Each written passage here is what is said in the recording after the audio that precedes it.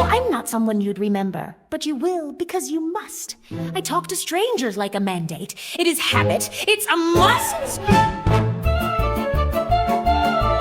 I know my facts are tangled and my stories need a footnote chart, but everything I tell you is delivered from the bleeding heart. I'm lovely, odd, and overripe, but charming when I care to be the model of a mad love bitch who wanders West End errantly. I am the very model of a Jewish West End resident. I flirt with men incessantly, my thirst is quite immanent. I've lived on West End Ave so long the doormen tip their hats to me. Engaged thrice times and married too, I'm tangled matrimonially. I speak at such velocity, my words defy interpretation. I don't PR rivals with relentless peroration. I sell and spin, I pitch and grin and shade the oligarchical, with clients draped in scandal, but their payments are canonical. You'll never catch me chatting up a man who wants back Trump's ascent, but chickpeas bring me joy and I'm zucchini omnibenevolent. I made a bit of cash, though most was docked in petty increments of 23-cent checks. 2 extra cents were my emoluments. I've lost my train of thought and now I can't recall the narrative. I'm bored, I'm brash, I'm slightly rash, but also quite declarative. I'm horny, yes, I'm randy, and I'm dreaming of a rendezvous with untone on a cowgirl ride, though dominance I do eschew.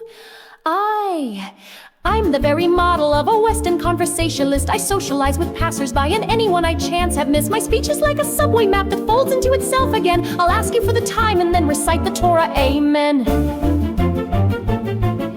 I am the very portrait of a West Side Jewish monologue. I speak in starts and run-ons and my mind's a sort of travelogue. I'm 60-ish, I think, but age is something I no longer track. I knew a boy in Nam, and when he vanished, I just never asked. I once was in a consciousness raising group on Riverside, where Esther swore that Freud was just a schmuck with mother issues. Lied. My second husband left me for a dancer from the Poconos. She couldn't boil pasta. He came back, of course, but no one knows.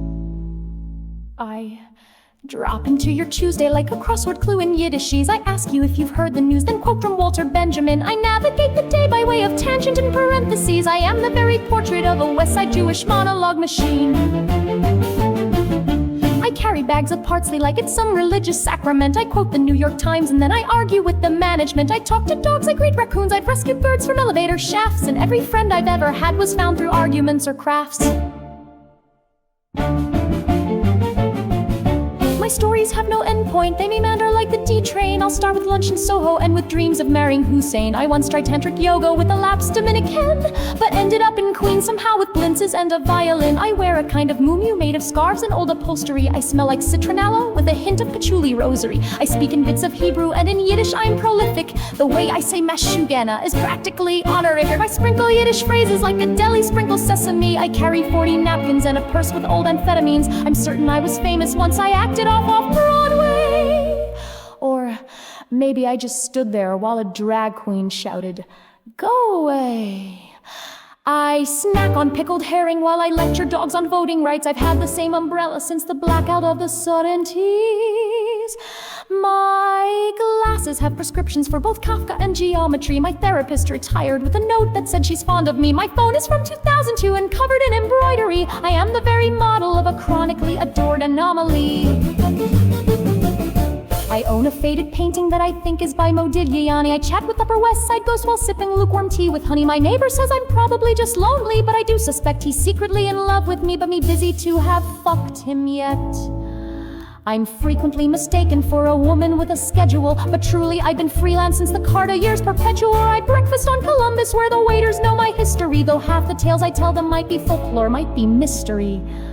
My name, well, it's irrelevant. I had a name, I'm sure of it. Divorced, yes, more than once, and once again for the allure of it. Engaged at least a dozen times, or maybe that was metaphor. You'd understand if you had seen the men I used to settle for.